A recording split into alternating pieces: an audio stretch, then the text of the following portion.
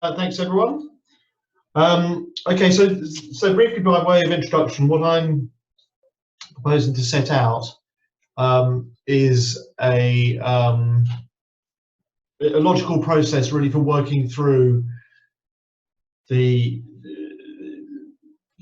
emerging COVID situation. I ran a similar session a couple of months ago, which was really kind of focused on dealing with the immediate crisis of the lockdown period. I think that everyone's now kind of familiar with the challenges of operating during lockdown, and also with some of the initiatives which have been brought out, in terms of government support, whether it's furlough, flexibility from the taxman, and some of the lending schemes. And now I think the focus is moving on to a growing understanding that this situation is going to be with us for quite a long time. So I'm really looking forward to how we replan for, say, the next 12 to 18 months, and living with uncertainty, a lengthened period of dislocation, and as the Chancellor was quite explicit about yesterday on the TV interviews, a potentially severe recession that we're not going to come out of super quickly.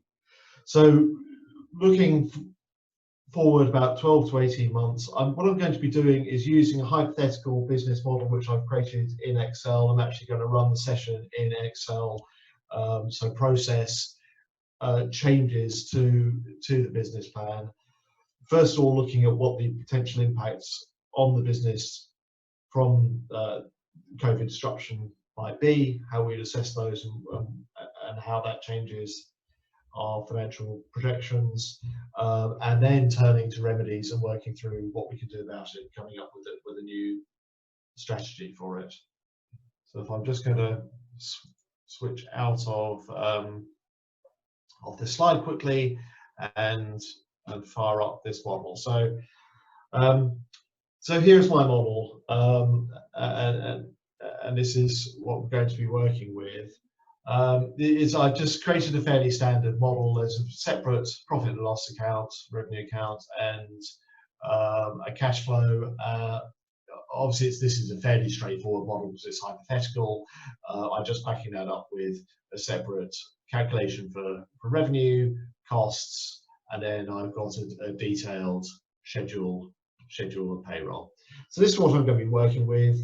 And I'm going to start by thinking about the impacts on revenue of COVID. Actually, just quickly before I do that, what I will do is I will just set a little bit of the scene of what this business plan looks like. So we're into 2020 now. At the moment, this business is burning about £80,000 of cash, which you can see here at the EBITDA level. However, we're about 18 months away from break even according to the model. So you can see here in the back end of 2021 that this business becomes EBITDA positive, and that is obviously a function of growing revenue. So revenue hit in March, projected to be 72,000. We were expecting to get a fairly big lift up in April, and then we carry that momentum through, and it's the growth of revenue which is growing 3x between March 2020 and December 2021 that is taking us into profit. And then on the cash flow side, you can see that the parameters of this model are at the moment as reflecting the fact that our EBITDA is negative. We are consuming cash at the rate of about £80,000 a month. Before crisis, we were expecting to raise about £500,000 of capital in September. We had the headroom to get us through to that level. You can see here these are the month-end cash balances.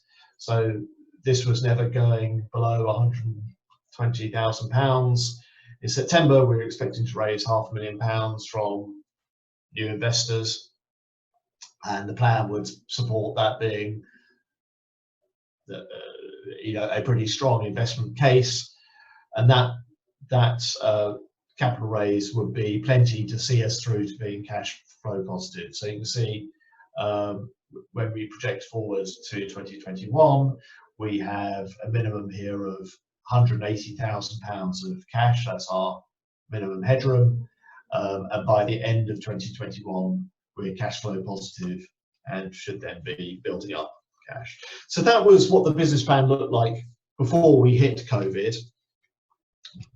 All fairly solid, and we should be feeling fairly confident about life, know where we are. We're burning cash at the moment, but growing revenue is going to take us through to cash flow positive, and we've got a fairly robust expectation of being able to raise enough money in the meantime.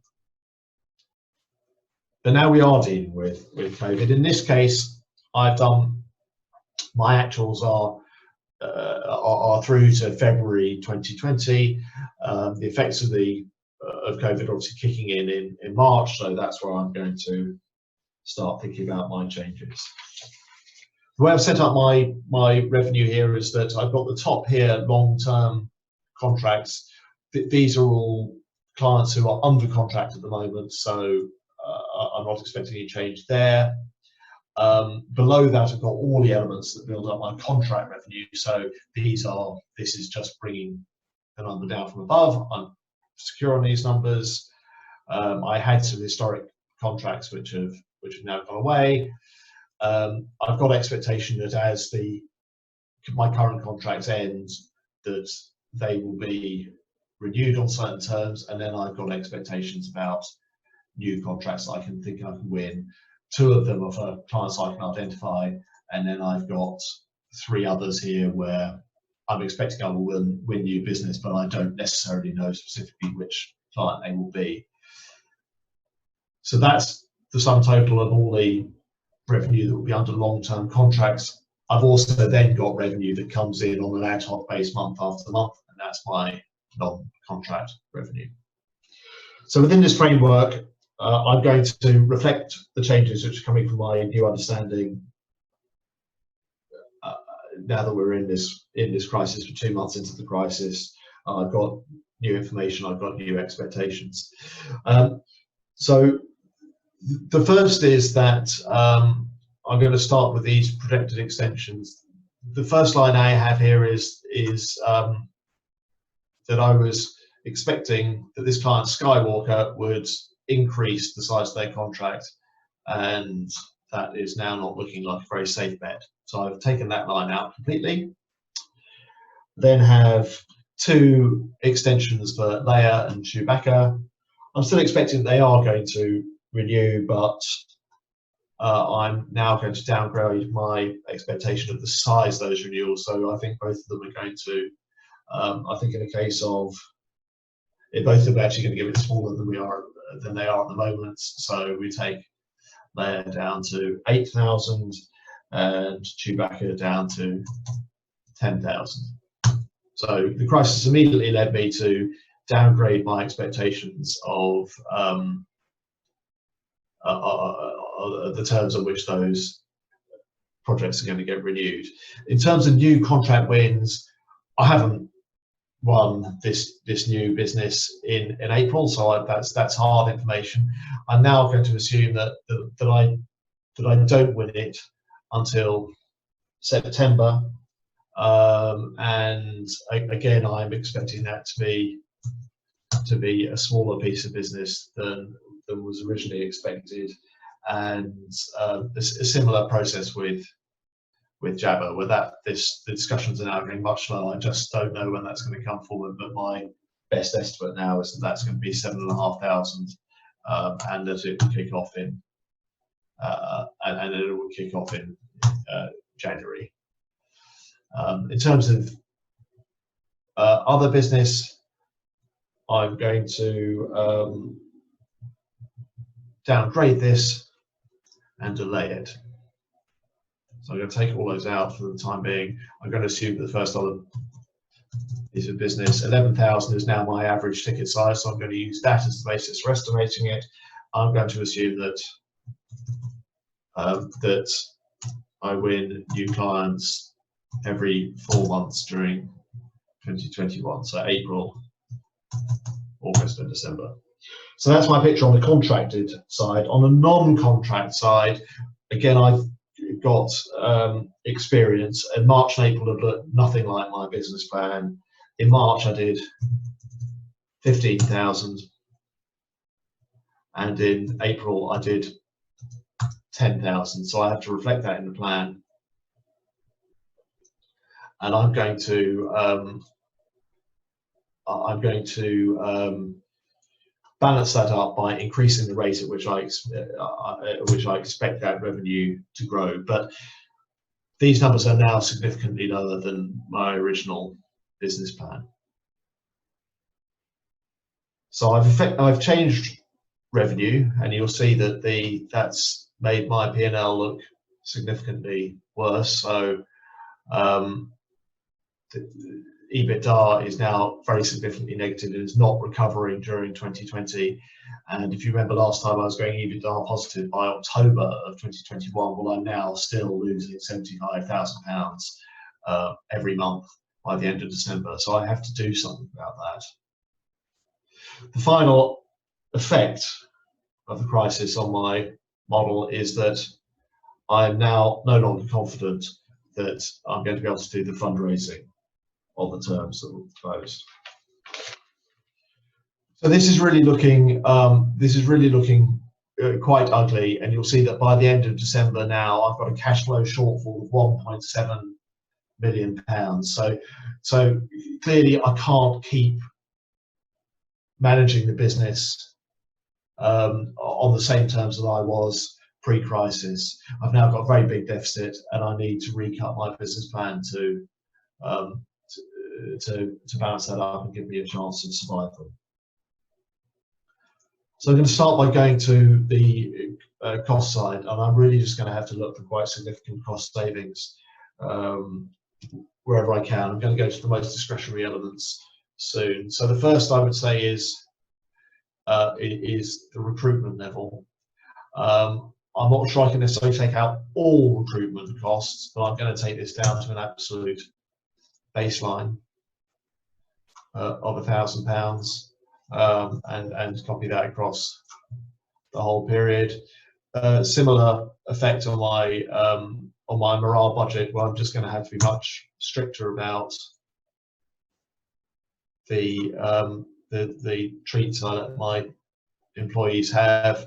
The big amounts were for a summer party and a Christmas party, and unfortunately, until we're looking in better shape, I'm just going to have to assume that those don't happen, or they're funded by the employees. Training, I don't want to remove all training, but I'm going to again just have to be a lot strict about that. So I'm just taking 2,000 out of that. And again, I'm just going to copy that through the life of the model. On the technical side, I've looked hard at the hosting costs, but there isn't any opportunity to save money in 2020. However, I am going to keep costs at that minimum level in 2021 and remove the assumed increase, which sort of reflects the fact that the business is not, that the volume in the business is not likely to grow in 2021 in the same way that I'd assumed. On tooling for the developers and other engineers, I've gone through a detailed analysis, and I've assumed I'd take 30% out of that. I've identified ways to take 30% out of that. So I'm going to copy that across, and again, no increase next year unless life looks better than I projected. Security, I can't do anything about this year, but again, I'm going to take out the assumed increase for next year. And on other costs, I'm just going to be tighter about some level of detail, so I'm taking a third of those costs out. And again, I'm just going to have to continue to apply that approach next year. Now, the next line, rent. This is a big ticket item, and this I think is an example of where we might just need to both think more creatively and be more hard-headed in response to tougher financial times.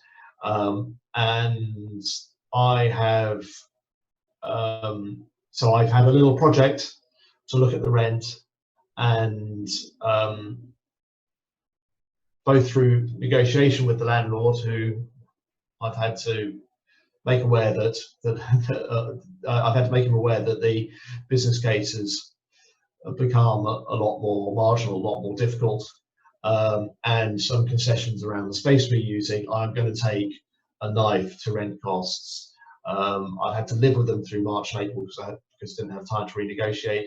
But from this month, I'm halving them down to £7,500, and I'm just, that's required a really pretty tough negotiation with the landlord, but I'm recognising the fact that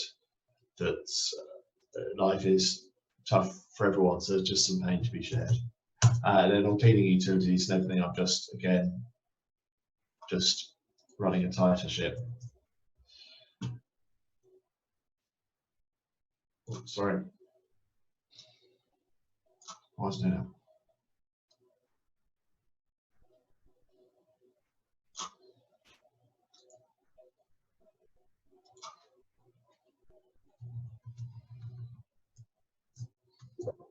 Okay, hang on.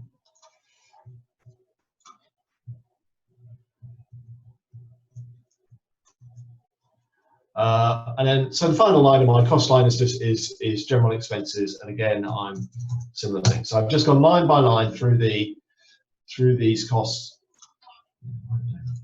line by line through these costs here, and taken out cost wherever I'm able.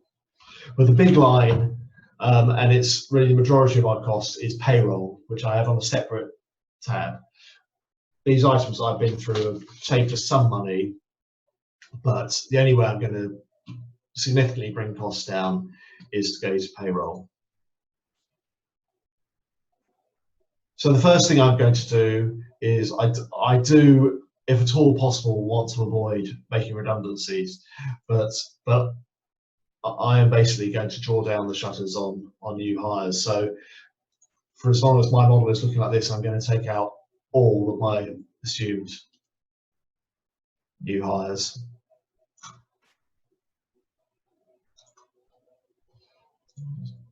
So there we go. And I've got a couple down here as well. So we're now going to be, we're basically going to be living with the head count we've got. The next thing, and I've created a little space in the model to deal with this, is that while we're in this stage of quite significant disruption and recognizing the financial pressure I'm under, I'm going to make fairly radical use of the furloughing scheme. So I am furloughing all of these employees that applied from the beginning of April, and I now know that that scheme is going to be available to the end of October. However, there's also a warning that the companies will be expected to make a contribution to the cost of furloughing from August.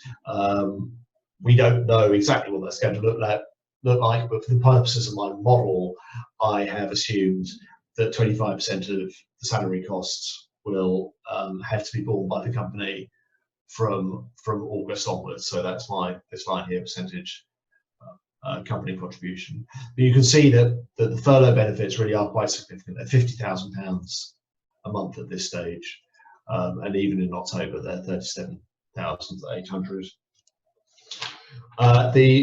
The next change I'm implementing is that my assumed pay rise in 2021 is going to go unless life improves significantly in the meantime.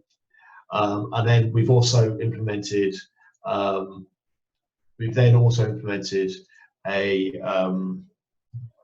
salary sacrifice. So the senior team are all going to take a 25% haircut for the purposes of addressing the crisis. So I'm going to take that through the senior team, and then for I've got 4 employees up here who are paid over over £50,000, and for those guys, they are taking a 10% haircut, and that's all been agreed with them. And I'm just going to flow that through my model. So I've taken some fairly tough steps on costs. The one thing that I have been able to avoid is redundancy, but I've stopped all new hiring. I've furloughed a very significant number of staff, and I've implemented salary sacrifice for the best paid people in the business. But you'll see that I've still got a model here in which, notwithstanding the fact that there's plenty of money in the business at the moment, £500,000, I've still got a deficit by the end of this period. So I need something else to do. One step that I am going to take is that I've got the opportunity in the immediate term to be able to defer VAT. Now, I've actually built the model without explicit reference to VAT because it does wash through. But in this case, I have got cash flow benefit from it. It's not really going to make a difference to the crunch period in 2021, but I still think it's worth taking advantage and giving myself a bit of extra flexibility. So I've calculated the VAT that would otherwise be payable in April. Not paying that is going to increase cash flow in April by 42,000. At the moment, I'm assuming that I would have to make that up in July, so we'll pay that through. It may well be, especially if you can make a case to HMRC that the business needs extra support, it may well be that VAT payable can be deferred for a longer period of time. So that has helped me in the short term increase the headroom I have in the next few months, but it hasn't made any difference to my funding position at the end of 2021. So I still need to raise some money. It's much harder for us to count on being able to raise money from external funders, because our experience is that those conversations have gone cold, and that right at the moment the fundraising process is really quite distracted. But however, what I do have is the Future Fund, which is an efficient way that I can make use of potential funding appetite from within my existing investors. So I've run around my existing investors, and between them there is interest in putting up another 150,000, matched by the Future Fund would give me a £300,000 fundraising. I'm going to assume that if I can get that done quicker, I will, but I'm going to assume that's going to take place in July of this year. And then when I factor that in, I'm now back to a business that is that is funded. I have headroom all the way through December of next year, which is, that headroom is £60,000, so it is much lower than I had before, but it is positive.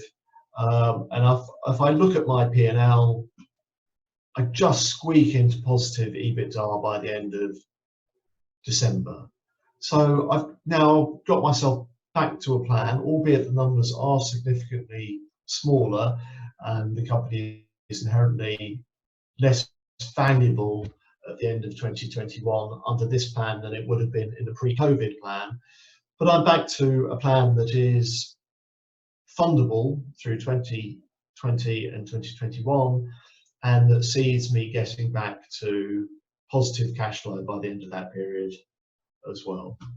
But of course, the whole situation is ringed around with a huge amount of uncertainty. What I've really accomplished by doing this is giving myself a plan which allows me to survive even if the outcome is pretty poor. So I've not assumed any getting back to normal. The plan is, there's no point in 2021 in which I step back to anything that looked like the plan I started with. But it may well be that life does get better faster, and if it does, I've got the flexibility to move back to a version that looks a bit more like my original plan, which might mean taking on some of those heads I planned, or perhaps opening up the taps on some other areas of costs.